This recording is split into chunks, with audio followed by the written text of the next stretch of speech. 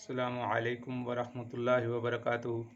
अज़ीज़ तालिबात, अल्लाह ताला की ज़ात से उम्मीद है कि आप सब खैरियत से होंगे और आपने गुज़श्ता सबक सुन लिया होगा। अल्लाह ताला आपको इल्म व अमल की तौफ़ीक नसीब फ़रमाए और दीन में आला से आला तरक्कियाँ और आला से आला मकाम नसीब फ़रमाए और सही फ़हम और सही समझ के साथ आगे बढ़ने की तौफ़ीक नसीब फ़रमाए। अल्लाह ताला हम सब को दुनिया और आखिरत में आफ़ियत नसीब फ़रमाए। अज़ीज़ तालिबात, आज हम सहीहुल बुखारी जिल्द अव्वल सबक नंबर 14 असबाब मिनद्दीन अल-फ़िरारु मिनल फ़ितन, फ़ितनों से भागना दीनदारी है। फ़ितनों से भागना दीनदारी है, ये सबक पढ़ेंगे। सबक शुरू करने से पहले तमाम तालिबात दुआ पढ़ लीजिए। रब्बी यस्सिर वला तुअस्सिर व तम्मिम बिल खैर व बिका नस्तईन या फत्ताह या फत्ताह या फत्ताह।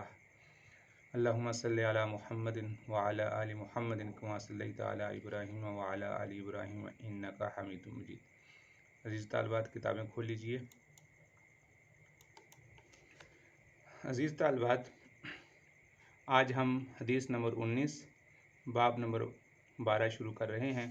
बाब मिनद्दीन अल-फ़िरारु मिनल फ़ितन। हद्दसना अब्दुल्लाह इब्न मसलमता अन मालिक अन अब्दिर्रहमान इब्न अब्दिल्लाह इब्न अब्दिर्रहमान इब्न अबी सासता अन अबीही अन अबी सईद अल-खुदरी अन्नहु क़ाल क़ाल रसूलुल्लाह सल्लल्लाहु अलैहि वसल्लम अन यूशिकु अन यकून खैर मालिल मुस्लिमी गनमुन यतबउ बिहा शआफ़ल जिबाली व मवाक़ि अल-क़तरी यफ़िर्रु बिदीनिही मिनल फ़ितन। तो अज़ीज़ तालिबात, आप इस पे एराब और इबारत पर खूब मेहनत करें ताकि आपकी इबारत भी सही हो जाए, आपको एराब भी ठीक हो जाए। काला काला रसूलुल्लाह सल्लल्लाहु अलैहि वसल्लम यूशिकु अन यकूना खैर मालिल मुस्लिमी गनमुन यतबउ बिहा शआफ़ुल जिबाली व मवाक़ि अल-क़तरी यफ़िर्रु बिदीनिही मिनल फ़ितन। ये हदीस मुबारका है। बाब मिनल फ़ितन अल-फ़िरारु मिनद्दीन अल-फ़िरारु मिनल फ़ितन, फ़ितनों से भागना भी दीनदारी है। तो इस हदीस मुबारका बाब से तर्जुमातुल बाब से गर्ज़ और मकसद ये है, इमाम बुखारी रहमतुल्लाह अलैह कि जहाँ दीन पर रहकर अमल करना मुश्किल हो वहाँ से हिजरत करना फ़र्ज़ है, वहाँ से निकल खड़ा हो, क्योंकि अल्लाह रब्बुल इज़्ज़त की ज़मीन बहुत कुशादा है और बहुत वसी है। और इमाम बुखारी रहमतुल्लाह अलैह ये साबित करना चाहते हैं कि दीन की हिफाजत की गर्ज से, दीन की हिफाजत की गर्ज से फ़ितनों से भाग जाना ये भी दीनदारी है, दीन में से है। मिनद दीन, दीन का हिस्सा है, क्योंकि इमाम बुखारी रहमतुल्लाह अलैह के नज़दीक दीन, इस्लाम, ईमान ये मुतरादफ़ात में से हैं, लिहाजा ये सारा ही ईमान का हिस्सा है और इन सब को मजमुआ ईमान है। अब हम आते हैं हदीस मुबारका की तरफ। फरमाते हैं कि रसूलुल्लाह सल्लल्लाहु अलैहि वसल्लम ने फरमाया, हज़रत अबू सईद खुदरी रज़ी अल्लाह ताला से रवायत है कि वो रसूलुल्लाह सल्लल्लाहु अलैहि वसल्लम से नकल करते हैं कि आप अलैहिस्सलाम ने फरमाया, यूशिकु अनकरीब ऐसा ज़माना आ रहा है अन यकूना खैरा मालिल मुस्लिमी, ये कि मुसलमानों का बेहतरीन माल, किसी भी मुसलमान का बेहतरीन माल वो होगा गनमुन बकरियाँ, जो वो लेकर यतबउ बिहा शआफ़ुल जिबाल, जिनको वो लेकर पहाड़ों की चोटियों पर चला जाएगा। गनमुन यतबउ बिहा, जिनको वो लेकर पहाड़ों की चोटियों पर चला जाएगा। व मवाक़ि अल-क़तर, और बारिशों के बरसने की जगहों पर वो निकल जाएगा। यफ़िर्रु बिदीनिही मिनल फ़ितन, और वो अपना दीन लेकर फ़ितनों से भागेगा,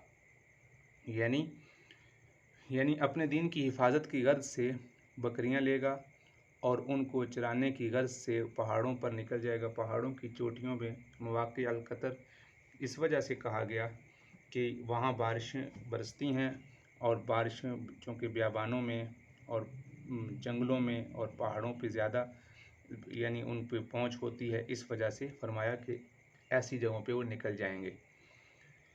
اب یہاں پر الفاظ کو دیکھتے ہیں. یوشکو اوشک یوشکو سے یہ افعال مقاربہ کہلاتے ہیں. افعال مقاربہ کا مطلب یہ نہیں قریب کرتے ہیں. یوشکو ان قریب، اس کا ترجمہ ہے ان قریب. ان یکون یہ جملہ ہے. ان یکون اسم اور خبر کے یعنی قائم مقام ہے، اور خیرہ یہ کانا کی خبر ہے. یوشکو ان یکون خیر مال المسلم، تو خیرہ یہ یکون کی خبر ہوئی.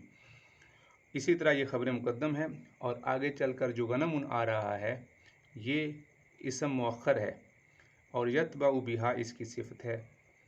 اس لیے نکرہ کو اسم یعنی مسند بنانا صحیح ہو گیا، کیونکہ یہ غنم نکرہ ہے اور آگے چونکہ یہ موصوف تھا، آگے اس کی صفت ہے. یتبع بہا شعف الجبال، یہ اس کی صفت ہے.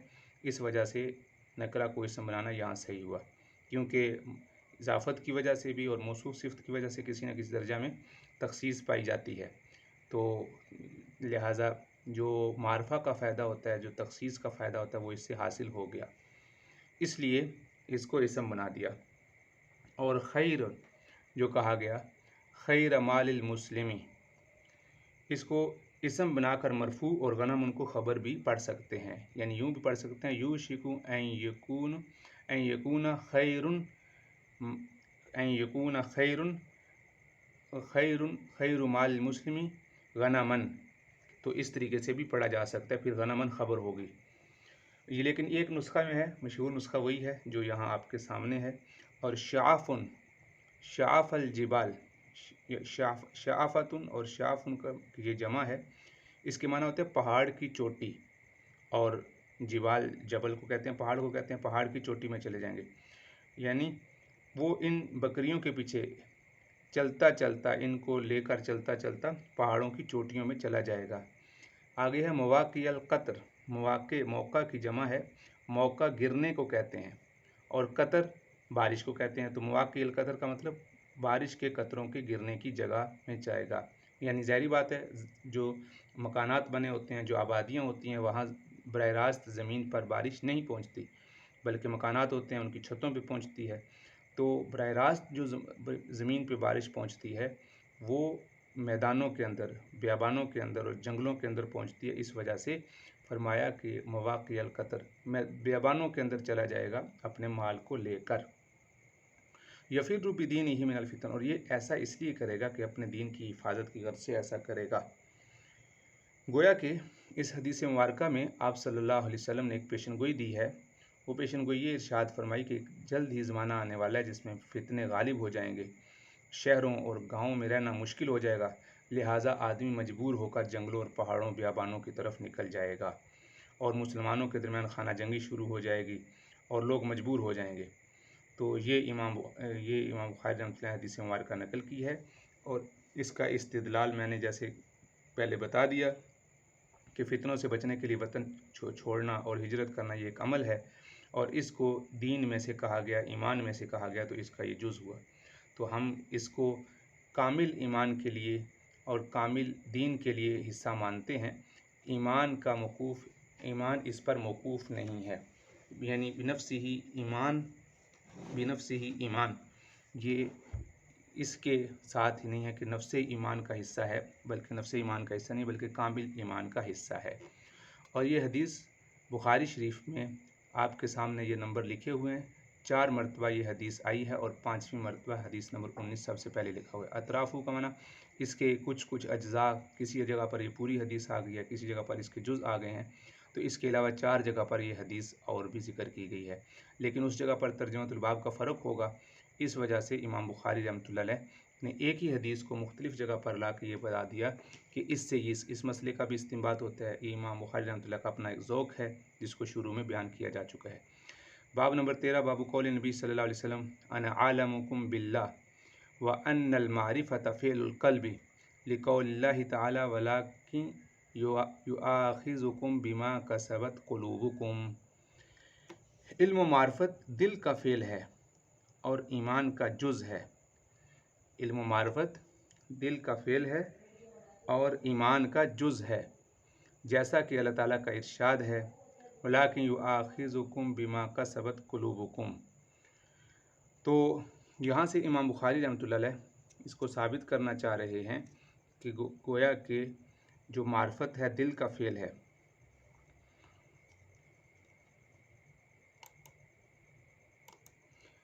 تو عزیز طالبات، جیسا کہ آپ دیکھ رہے ہیں کہ امام بخاری رحمۃ اللہ علیہ اس ترجمۃ الباب کے تحت ایک حدیث ذکر کر رہے ہیں اور ایک آیت لے کر آ رہے ہیں۔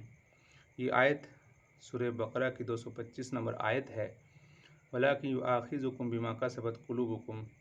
اس آیت میں امام بخاری رحمۃ اللہ علیہ فرمانا چاہ رہے ہیں کہ اللہ تعالیٰ نے، اس کا جو پس منظر ہے یا پچھلی آیات کا کچھ حصہ ہے وہ یہ ہے کہ اللہ تعالیٰ تمہاری بیہودہ قسموں پر، یعنی جو تم بطور تقیہ کے اور قسم سے ہر جملے پہ قسم کھا کے بات کرتے ہو، اس پر مواخذہ نہیں کرے گا، اس پہ پکڑ نہیں کرے گا، بلکہ ان قسموں پر پکڑ ہوگی جو تمہارے دلوں نے کمائی کی ہے۔ یؤاخذکم بما کسبت قلوبکم، جن کی کمائی تمہارے دلوں نے کی ہے۔ اس کے بعد امام بخاری رحمۃ اللہ علیہ حدیث مبارکہ کا ذکر کرتے ہیں۔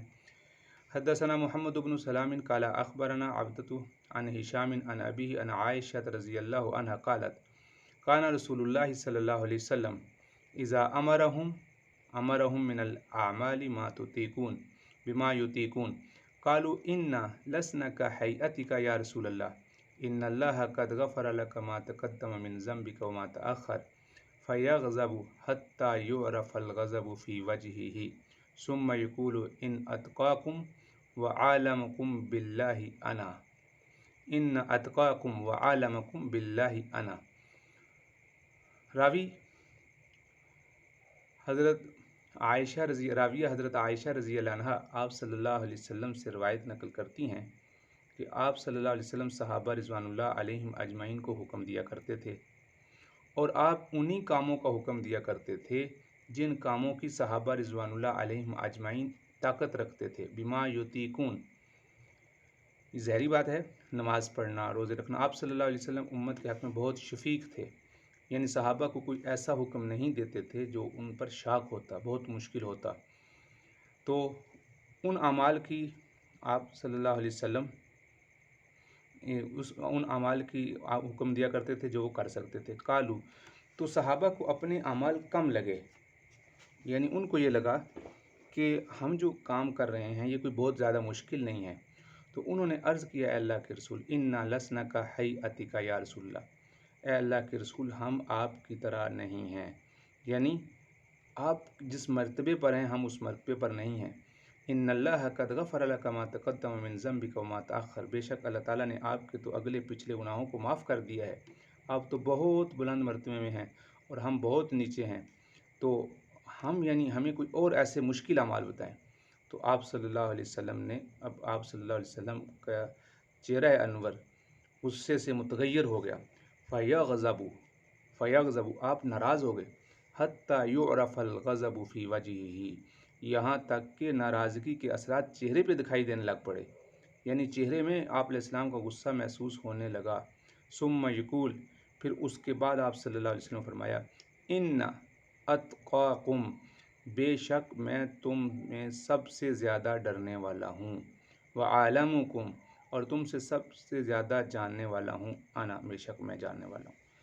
اب اس حدیث مبارکہ کی اور آیت کی تشریح جو صحابہ رضوان اللہ علیہم اجمعین کیا عرض کرنا چاہتے تھے، اس کی تشریح پہ بات کر لیتے ہیں، کیونکہ پہلے تو ترجمۃ الباب کے حوالے سے تھوڑی پہلے بات کی کہ امام بخاری رحمۃ اللہ علیہ یہ ثابت کرنا چاہتے ہیں کہ جو معرفت ہے اللہ تعالیٰ کی معرفت، یہ دل کا فعل ہے، اور ایمان بھی دل کا محل ہے، لہٰذا جو فعل ہے جس کو فرمایا جا رہا ہے بما کسبت قلوبکم، جو تمہارے دل کر رہے ہیں، یعنی علم و معرفت، تو اس سے امام بخاری رحمۃ اللہ علیہ اس کو ایمان کا جز ہونا ثابت کرنا چاہتے ہیں۔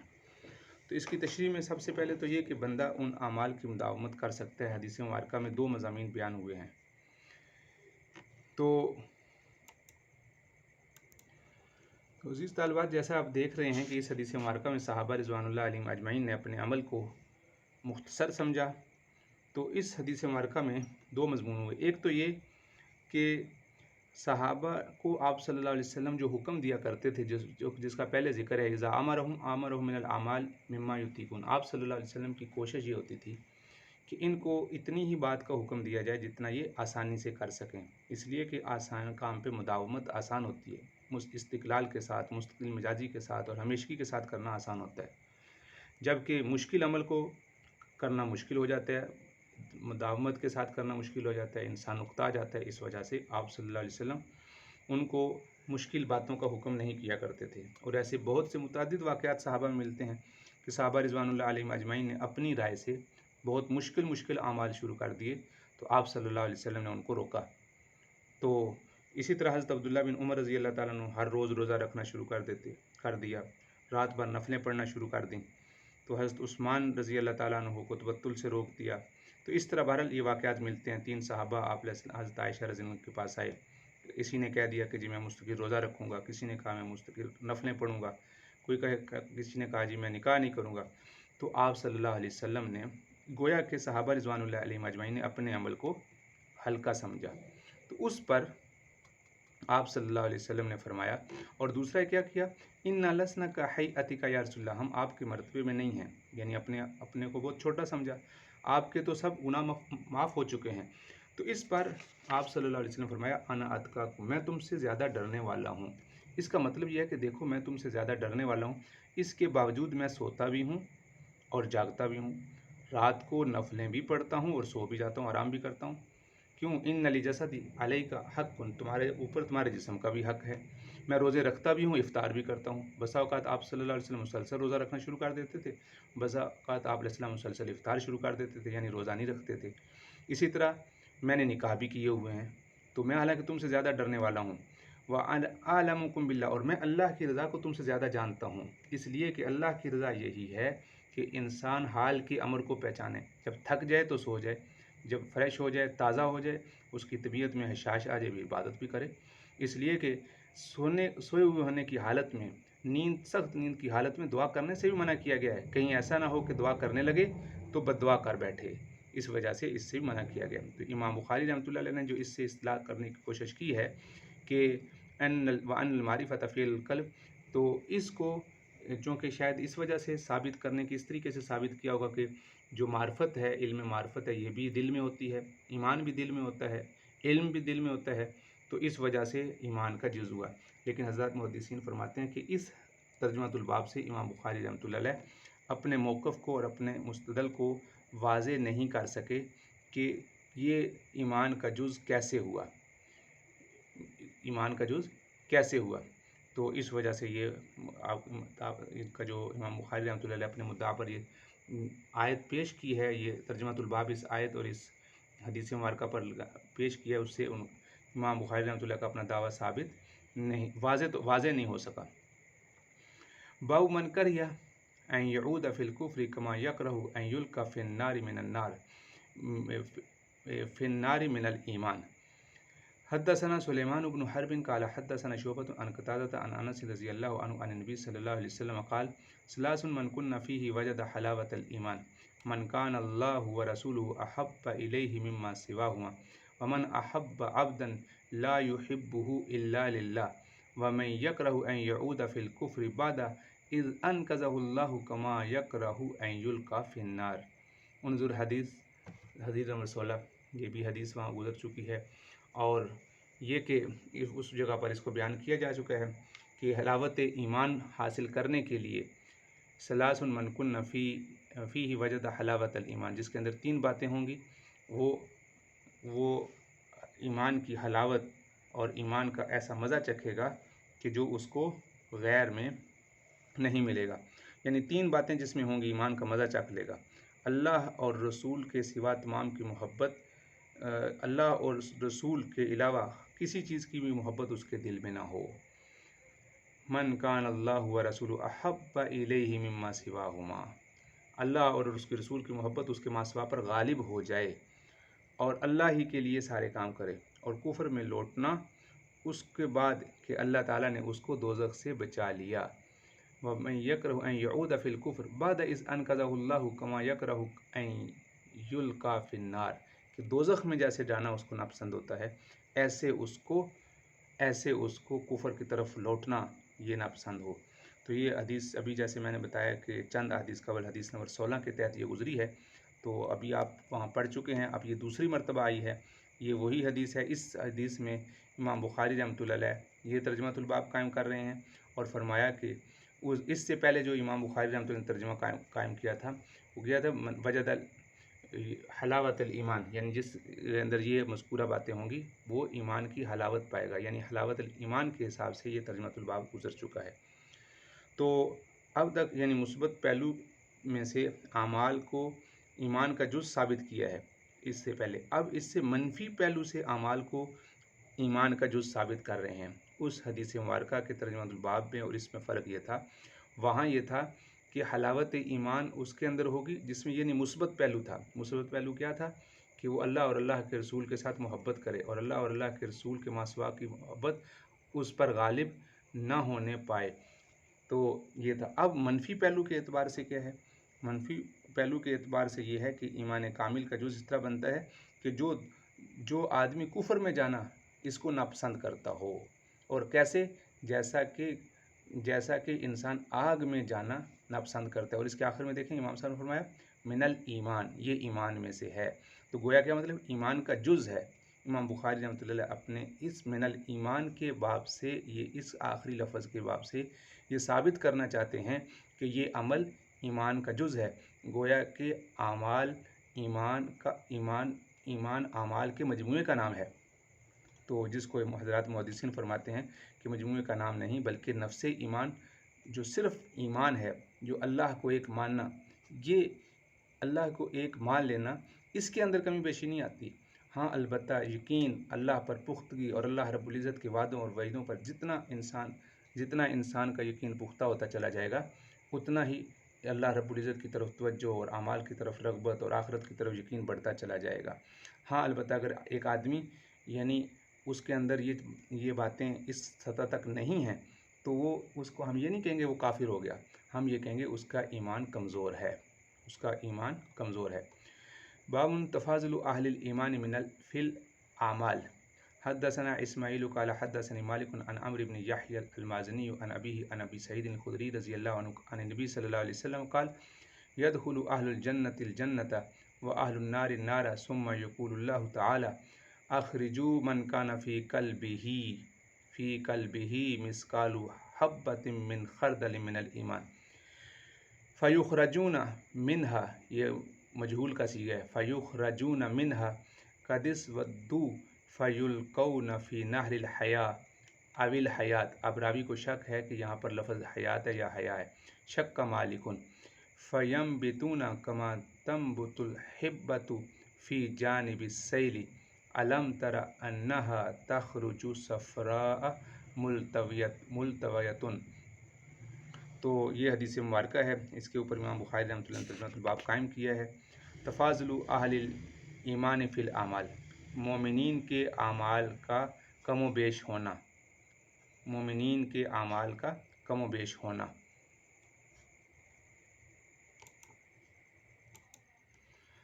یہ تو عزیز طالبات، اب امام بخاری رحمۃ اللہ علیہ نے یہاں سے اس باب سے ایک اس چیز کو جو شروع میں بیان کی کر چکے ہیں اس کو ایک ترجمہ الباب کے تحت اس کو ذکر کیا ہے، کر رہے ہیں اور اس کی وضاحت فرما رہے ہیں۔ امام بخاری رحمۃ اللہ فرماتے ہیں تفاضل اہل الایمان، مومنین کے اعمال کے درمیان جو کمی بیشی ہے، فی الاعمال، اعمال میں کمی بیشی ہے، یہ اس بات کی دلیل ہے کہ ایمان میں کمی بیشی ہوتی ہے، اس لیے کہ یہ تو ہم سارے جانتے ہیں کہ ایمان میں اعمال میں کمی ہوتی ہے۔ کوئی آدمی زیادہ تسبیحات کرتا ہے، کوئی تھوڑی کرتا ہے، کوئی زیادہ نوافل پڑھتا ہے، کوئی تھوڑے پڑھتا ہے، تو اس سے امام بخاری رحمۃ اللہ سمجھتے ہیں کہ یہ اعمال کی کمی بیشی ایمان کی کمی بیشی کا سبب ہے۔ ایمان کم ہوگا تو اعمال بھی کم ہوں گے، ایمان زیادہ ہوگا تو اعمال بھی زیادہ ہوں گے۔ تو گویا کہ امام بخاری رحمۃ اللہ کے نزدیک نفس ایمان میں ہی کمی آنا شروع ہو جاتی ہے۔ ہمارے نزدیک کامل ایمان کے جو اعمال ہیں وہ کامل ایمان کا جز ہیں، یعنی اگر اعمال نہیں ہوں گے تو نفس ایمان میں کمی نہیں آئے گی بلکہ ایمان کے کمال میں کمی آئے گی۔ تو یہ مطلب ہے، یہ وہی حضرات محدثین نے اس کا یہ جواب دیا کہ امام بخاری رحمۃ اللہ علیہ، مجھے امید ہے کہ آپ اس ترجمۃ الباب سے اپنے موقع کو اور اپنے مستدل کو جس طرح ثابت کرنے کی کوشش کی ہے وہ آپ سمجھ گئے ہوں گے کہ امام بخاری رحمۃ اللہ فرماتے ہیں کہ تفاضل اہل ایمان فی الاعمال، یعنی اعمال میں اہل ایمان کا کمی بیشی کرنا یہ اس بات کی دلیل ہے کہ ایمان کی کمی بیشی ہے۔ تو اسی چیز کو ثابت کرنا چاہ رہے ہیں کہ اعمال ایمان کا جز ہیں۔ جب اعمال میں کمی بیشی ہو رہی تو اس کا مطلب ہے ایمان میں کمی بیشی ہو رہی۔ تو اس کا جواب حضرات فقہا دیتے ہیں کہ جو اعمال ہیں نفس ایمان کا حصہ نہیں ہیں بلکہ کامل ایمان کا حصہ ہیں، یعنی اعمال میں کمی بیشی کمال میں کمی بیشی ہوگی۔ یعنی اگر جو آدمی اعمال میں کمی کر رہا ہے تو اس کو یہ نہیں کہیں گے کہ اس کا نفس ایمان ہی کم ہو گیا ہے، بلکہ ہم یہ کہیں گے کہ اس کے ایمان کے کمال میں نفی آئی ہے، کمی آئی ہے، تو یعنی کامل نہیں رہا۔ تو یہ امام بخاری رحمۃ اللہ علیہ اس حدیث مبارکہ سے ثابت کرنا چاہتے ہیں۔ اب ہم حدیث مبارکہ کا ترجمہ کرتے ہیں، عبارت ہم نے پڑھ لی ہے۔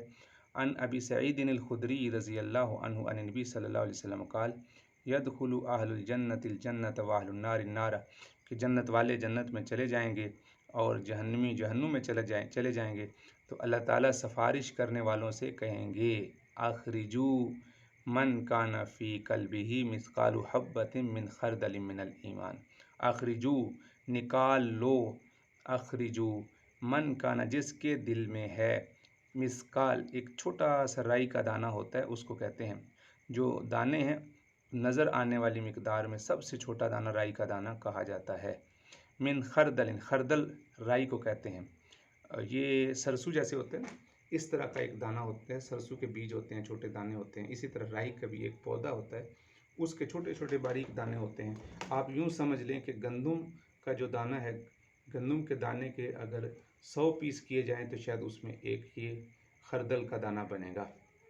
اس کے دل کے برابر میں اگر کسی کے دل، اس کے برابر بھی اگر کسی کے دل میں ایمان ہے، فَيُخْرَجُونَ مِنْهَا، تو ان کو نکالا جائے گا، دراں قدس ودو، جہاں تک کہ وہ سیاہ جل جل کے کوئلہ بن چکے ہوں گے، فَيُلْقَوْنَ فِي نَهْرِ الْحَيَاءِ أَوِ الْحَيَاةِ، جب ایک ہی ہم معنی الفاظ کے درمیان جب حرف او آ جائے تو یہ اس بات کی دلیل ہوتی ہے کہ راوی کو شک ہے، اور یہ شک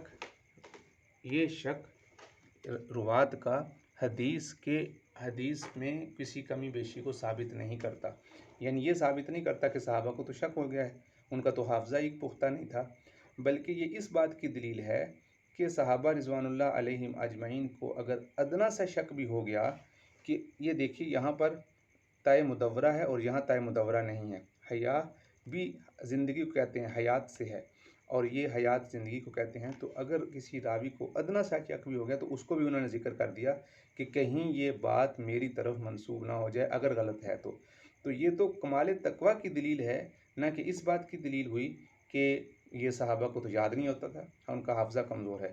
اس لیے جو حضرات یہاں پر یہ کہتے ہیں کہ صحابہ رضوان اللہ علیہم اجمعین کا حافظہ کمزور تھا، یہ ان کی دلیل کمزور ہے، بلکہ یہ تو ان کی پختگی کی دلیل ہوئی کہ صحابہ رضی اللہ عنہم اجمعین نے ذرا سا شک بھی نکال دیا۔ تو لہٰذا جب ان کو اس میں ڈالا جائے گا تو فَيَنبِتُونَ كَمَا تَنبُتُ الْحِبَّةُ فِي الْجَنِّ، یہ لفظ حبہ بھی ہے، مصدر اور حبہ بھی دونوں طرح پڑھا جاتا ہے، دانے کو کہتے ہیں، تو وہ ایسے اگیں گے جیسا کہ دانہ اگتا ہے، جیسے زمین کے اندر گندم ڈالتے ہیں نا اور وہ اگتا ہے، تو اس طریقے سے اگیں گے اور زمین سے ایسے پھوٹیں گے، اور زیادہ تر یہ ویسے اکثر نسخوں میں ویسے حبہ ہی ہے، لغت کے اعتبار سے کہہ رہا ہوں کہ حبہ ہے، ورنہ حدیث میں لفظ حبہ، جیسا کہ دانہ اگتا ہے زمین سے ایسے وہ زمین سے اگیں گے، فی جانب السیل، تو اس طریقے سے وہ زمین سے پھوٹیں گے۔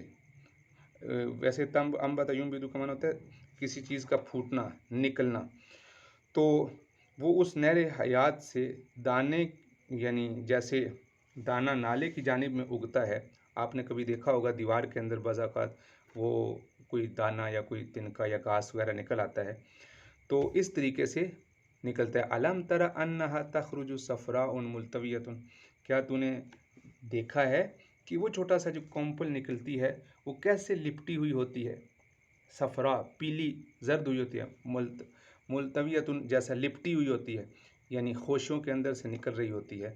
تو سیل کا معنی یعنی اس نالے کے کنارے سے یا سیلاب وغیرہ جب نکلتا ہے تو اس کے کنارے سے جس وقت وہ دانے پھوٹتے ہیں تو ان کے جانب کا معنی تھا کنارہ، सैल का माना होता है वो नाला या कोई ऐसा जिसके अंदर पानी बहता रहता है, पानी बह के निकल जाए तो उस नालों के किनारे और दीवारों पे जो खशोखाशात से वो जो दाने निकल रहे होते हैं वो होशों के अंदर लिपटे हुए, इस तरह वो तरोताज़ा हो जाएंगे।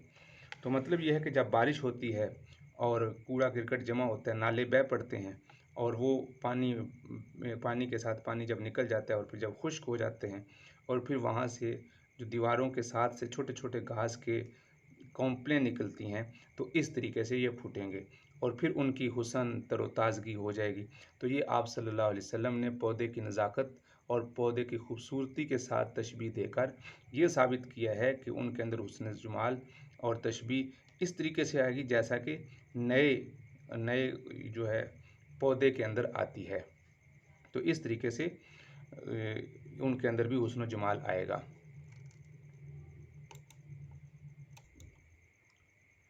फिर उसके बाद यहाँ पर आगे चलकर इसकी सनद में इमाम बुखारी रहमतुल्लाह अलैह आगे फरमाते हैं, काला वहीबुन हद्दसना अमरुन अल हयात वकाल खरदलिम मिन खैरिन। तो गोया के इमाम बुखारी रहमतुल्लाह अलैह ने यहाँ पर गोया के दो चीज़ों को ज़िक्र किया है। एक तो ये कि इमाम बुखारी रहमतुल्लाह के दो उस्ताद हैं, एक उस्तादुल उस्ताद हैं। अगर आप ऊपर सनद देखें तो यहाँ आपको मिलेगा कि इमाम बुखारी रहमतुल्लाह के उस्ताद हैं हद्दसना इस्माइल काला हद्दसनी मालिकुन। यहाँ इमाम बुखारी रहमतुल्लाह के उस्ताद इस्माइल हैं, उनके उस्ताद मालिक हैं। और यहाँ पर इमाम बुखारी रहमतुल्लाह के उस्ताद इस्माइल हैं और उनके उस्ताद वहीब हैं। तो गोया के उस्ताद दादा उस्ताद इमाम बुखारी रहमतुल्लाह के दो हैं, एक इमाम मालिक और एक इमाम वहीब। इन दोनों की रिवायतों में जो 3 तरह का फ़र्क है उसको यहाँ पर जिक्र कर रहे हैं इमाम बुखारी रहमतुल्लाह अलैह। काला हद्दसना अमरुन अल हयात। पहली तो बात यह है कि उसमें जो हदीस रिवायत की गई है, जो इमाम मालिक रहमतुल्लाह अलैह ने अपने उस्ताद अमर बिन याहिया से जो रिवायत की है उसमें अन के सीगा के साथ की है, जबकि वहीब ने हद्दसना अमरुन, वहीब की रिवायत में हद्दसना का लफ्ज़ है, हद्दसना अमरुन। आप ऊपर देखें, वहाँ पर जिस वक़्त हदीस बयान किया तो उन्होंने फरमाया हद्दसनी मालिकुन अन अमर इब्न याहिया, तो यहाँ लफ्ज़ अन आया है, जबकि वहीब की रिवायत में क्या लफ्ज़ आया है, यहाँ पर हदीस में हद्दसना वहीब की रिवायत में हद्दसना अमरुन और वहाँ के अन अमरुन। एक फ़र्क तो ये हो गया, यानी इमाम बुखारी रहमतुल्लाह के उस्ताद इस्माइल हैं, उनके उस्ताद मालिक हैं, और इमाम मालिक जो हदीस बयान करते हैं अमर से वो अन के सीगे के साथ करते हैं, और जो इमाम वहीब हदीस बयान करते हैं वो हद्दसना के साथ करते हैं। तो ये पहला फ़र्क हो गया। दूसरा फ़र्क ये हुआ कि यहाँ पर जो इमाम अमर हैं, जो इनकी हदीस है, जो इमाम वहीब से जो रिवायत निकली उसमें ता मुदव्वरा ज़िक्र की गई आखिर में अल हयात, जबकि जो इमाम मालिक रहमतुल्लाह अलैह की रिवायत है उसमें ये शक है अल हया अविल हयात, जबकि इमाम वहीब की जो रिवायत है उसमें हयात का लफ्ज़ है बग़ैर शक के है। और तीसरा फ़र्क जो इमाम बुखारी रहमतुल्लाह बयान फरमाते हैं वो खरदलिम मिन खैरिन है इमाम वहीब की रिवायत में, जबकि इस रिवायत में देखें तो क्या है, खरदलिम मिनल ईमान का लफ्ज़ है। तो ये 3 बुनियादी फ़र्क हैं जिनको यहाँ पर बयान किया गया है। तो मुझे उम्मीद है कि अज़ीज़ तालिबात ये तीनों फ़र्क आपको याद रहेंगे, और ये इम्तिहानी नुक्ता नज़र के एतबार से बहुत अहम जगह है, इसको भी आप ख्याल रखें कि काला वहीबुन हद्दसना अमरुन अल हयात व काला खरदलिम मिन खैरिन से क्या मतलब है, इमाम बुखारी रहमतुल्लाह क्या बयान करना चाहते हैं, ये आप इसको वाज़ेह करेंगे। उसके बाद इस हदीस मुबारका को आप देखें, ये हदीस 22 नंबर अभी हमने पढ़ी है। उसके बाद ये आगे जो हदीस है ये 6 मकामात पर और आई है, वहाँ पर इंशाल्लाह ये हदीस यानी आप ये देखते चले जाएं कि कुल यही हदीस 7 जगह पर आई है। हद्दसना मोहम्मद इब्न उबैदिल्लाह काला हद्दसना इब्राहीम इब्न सादिन अन सालिहिन अन इब्न शिहाबिन अन अबी उमामा इब्न सहलिन अन्नहु समिअ अबा सईद अल-खुदरी रज़ियल्लाहु अन्हु यक़ूलु काला रसूलुल्लाह सल्लल्लाहु अलैहि वसल्लम बैना अना नाइमुन रअयतुन नासा युअरज़ूना अलैया व अलैहिम कुमुसन व मिनहा मा यबलुगु सदय व मिनहा मा दूना ज़ालिका व उरिज़ा अलैया उमर इब्न ख़त्ताब व अलैहि कमीसन यजुर्रुहु व क़ालू फमा अव्वलत ज़ालिका या रसूलल्लाह क़ाला अद्दीन। ये हदीस मुबारका इसी बाब की दूसरी हदीस है जिसमें इमाम बुखारी रहमतुल्लाह अलैह एक यानी और अंदाज से यानी ये साबित करना चाह रहे हैं कि आमाल में तफावत होता है, यानी हज़रत सैयदना अबू बकर रज़ी अल्लाह ताला अन्हु की कमीज़ और हज़रत उमर रज़ी अल्लाह ताला अन्हु की जो कमीज़ थी उसमें फ़र्क था, और वो फ़र्क बएतबार आमाल के था। वो फ़र्क बएतबार आमाल के था, यानी आमाल में जो फ़र्क है, आमाल में जो फ़र्क है वो फ़र्क एक कमीज़ की शक्ल में आपको दिखाया गया था। तो इसमें आप सल्लल्लाहु अलैहि वसल्लम ने फरमाया, हज़रत अबू सईद खुदरी रज़ी अल्लाह तआला फरमाते हैं कि मैंने ख्वाब देखा है, बैना अना नाइमुन, मैं सोया हुआ था, रअयतु नासा युरज़ून अलैया, तो यानी मैंने ख्वाब में लोगों को देखा कि वो मेरे सामने पेश किए जा रहे हैं। युरज़ून अलैया व अलैहिम कुमुसन, कुमुस कमीज़ की जमा है, उन्होंने कमीज़ें पहन रखी हैं। वमिनहा मा यबलुगु सदिया, सीने पे जो मर्दों के निशान होते हैं, पिस्तानों के निशान भी कह सकते हैं, उस निशानों तक किसी की कमीज़ पहुंच रही थी। वमिनहा मा दून ज़ालिका, और किसी की कमीज़ इससे भी नीचे तक की थी। व उरिज़ा अलैया उमर बिन ख़त्ताब, और मैंने उमर बिन ख़त्ताब को देखा, व अलैहि कमीज़ुन, उन पर भी कमीज़ है, लेकिन वो इतनी तवील है, इतनी लंबी है कि यजुर्रुहु, जिसको वो घसीट रहे हैं। कालू, सहाबा रज़ी अल्लाह ताला अन्हु जो वहाँ मौजूद थे, उन्होंने आप सल्लल्लाहु अलैहि वसल्लम से पूछा, फमा अव्वल तज़ालिका या रसूलल्लाह, ए अल्लाह के रसूल आपने इसकी क्या तावील की, यानी इससे क्या मतलब है? तो आप सल्लल्लाहु अलैहि वसल्लम ने फरमाया, अद्दीन, इससे मुराद दीन है, यानी दीन के अंदर तफावत है, दीन के अंदर तफावत है, यानी जो आप सल्लल्लाहु अलैहि वसल्लम ने कमीज़ देखी उससे मुराद दीन है। तो हज़रत उमर और हज़रत अबू बकर रज़ी अल्लाह ताला पर फजीलत, इससे फजीलत लाजिम आती है कि हज़रत अबू बकर रज़ी अल्लाह ताला अफजल हैं या हज़रत उमर रज़ी अल्लाह ताला अन्हु। तो ये हज़रत उमर रज़ी अल्लाह ताला की अगर इस एतबार से फजीलत साबित होती है, तो बाज़ हज़रात तो इसका मतलब ये लेते हैं कि दीन से मुराद ये है कि इनको दीन फैलाने का मौका ज़्यादा मिला, क्योंकि इनकी खिलाफत का वक्त ज़्यादा था, तकरीबन 12 साल के करीब था, जबकि सैयदना सिद्दीक़ अकबर रज़ी अल्लाह की खिलाफत का ज़माना 2-2.5 साल की उम्र के तक का था। लिहाजा इससे इनको दीन के फैलाने का बहुत ज़्यादा मौका मिला। और अगर इसका दूसरा मतलब लिया जाए कि इससे आपने जो दीन की खिदमत ज़्यादा की, और आपके ज़माने में दीन बहुत दूर दूर तक फैला, और आप की जो सियासी जो बसीरत थी वो बहुत ज़्यादा थी, अगर ये मतलब लिया जाए तो ये भी कोई बईद नहीं है। क्यों? इसलिए कि अगर हज़रत उमर रज़ी अल्लाह ताला अन्हु इस एतबार से अगर एक फ़जीलत रखते भी हैं, तो ये फ़जीलत जुज़वी फ़जीलत होगी, ये फ़जीलत जुज़वी फ़जीलत होगी, जबकि हज़रत अबू बकर रज़ी अल्लाह ताला को कुल्ली फ़जीलत हासिल है कि वो तमाम अम्बिया अलैहिस्सलातु वस्सलाम के बाद इस उम्मत में भी अम्बिया अलैहिस्सलातु वस्सलाम के बाद अज़ीम दर्जा रखते हैं और खलीफा अव्वल हैं। तो इस एतबार से भी इनको फ़जीलत हासिल है। फिर उसके बाद ये रही कि इसमें इस हदीस मुबारका से ये साबित हुआ कि आमाल का तफावत है, आमाल में कमी बेशी है। तो ये आमाल की कमी बेशी ये ईमान का हिस्सा साबित हुई है, जबकि इसका जवाब यही है कि ये ईमान के कमाल का यानी नफ्से ईमान में कमी बेशी नहीं है, बल्कि ईमान के कमाल में कमी बेशी इससे मुराद ली जाती है हज़रात फ़ुक़हा के नज़दीक। आखिर दावाना अल्हम्दुलिल्लाह रब्बिल आलमीन। अज़ीज़ तालिबात, अगर कोई बात आपने पूछनी हो, समझ ना आ रही हो, तो आप पूछ सकते हैं, आप मैसेज कर सकते हैं। इंशाअल्लाह उस बात को अगर आपको नहीं समझ आई तो उसको हम दोबारा भी पढ़ेंगे। जज़ाकल्लाहु खैरन, अहसन जज़ा। अल्लाह ताला हमें सही माना में इल्म हदीस हासिल करने की तौफ़ीक नसीब फ़रमाए। अस्सलामु अलैकुम व रहमतुल्लाहि व बरकातुहू।